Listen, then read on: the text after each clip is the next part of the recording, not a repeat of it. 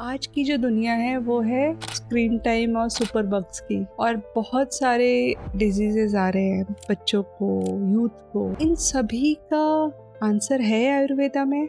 आयुर्वेद का जो मूल वाक्य है वो ये है कि स्वस्थस्य स्वास्थ्य रक्षणम आतुरस्य विकार प्रशमनम। जैसे मेरे को भी सर में दर्द हो रहा है, मैंने खा लिया कुछ डिस्प्रिन खा लिया, एस्प्रिन खा लिया, एकदम से रिलीफ हो जाता है। आयुर्वेदिक मेडिसिन स्लो होती है मैम, बट ना उसका इफेक्ट परमानेंट होता है। फर्स्ट प्रायोरिटी आयुर्वेद को कभी दी ही नहीं है, क्योंकि हमें वेस्टर्न प्रेफर करते हैं हम लोग। कोविड का मेंशन आयुर्वेद में पहले से है और कोविड की मेडिसिन भी पहले से आयुर्वेद में मेंशन की गई थी। बिल्कुल बेसिक्स में बोलते हैं, वात पित्त कफ, अलग अलग बॉडी टाइप नेचर होता है।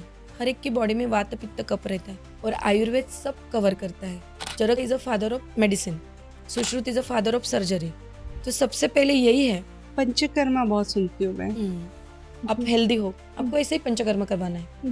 आपको 133 डेज पूरा स्पैन लगता है। और मिल्क और फ्रूट का कॉम्बिनेशन, मतलब opposite shakes. Foods ma'am, milk shakes तो बहुत पॉपुलर है। लोगों को पता ही नहीं है ना। मिल्क शेक, फ्रूट सलाद, तो ये अपोजिट फूड्स हैं। हर चीज जो नेचुरल है, क्या वो सेफ है? अगर हम अच्छी वैद्य से लेते हैं जो आयुर्वेद की ऑथेंटिक प्रैक्टिस करते हैं तो आपके लिए वो सेफ है।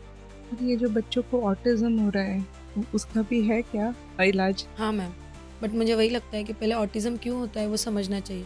गर्भाधान एक संस्कार है। प्रेगनेंसी एक्सीडेंटल या बाय चांस नहीं होनी चाहिए। प्रेगनेंसी अगर आपको रखनी है तो एक संस्कार है, तो पहले उसके लिए प्री प्लानिंग करो। PCOS PCOD कि वात और कफ का इम्बैलेंस होता है, तो उसमें हम पहले मेडिसिन है हमारे, जैसे कि हर एक की प्रकृति के हिसाब से है। कांचनार गुग्गुड़ है, त्रिफला गुग्गुड़ है, और सबसे इम्पोर्टेंट लाइफस्टाइल मॉडिफिकेशन। तो आपको खान पान सात्विक रहना चाहिए। हम ऐड देखते हैं स्टेफ्री की या इसकी, लड़की छलांग मारती है, ये खेलती है, ये सबसे रॉन्ग है। Out of country menstrual leave है, हमारे कंट्री में नहीं है। और वेट लॉस, आजकल तो इंजेक्शन आ रहे हैं वेट लॉस करने के। पेशेंट के घर पे गए थे हम लोग, तो उनको बोला था वेट लॉस करना है, तो लाइपोसक्शन किया था। वो करते करते वो कोमा में गई। एजुकेटेड होके भी इन लोगों को पता नहीं है कि क्या करना है।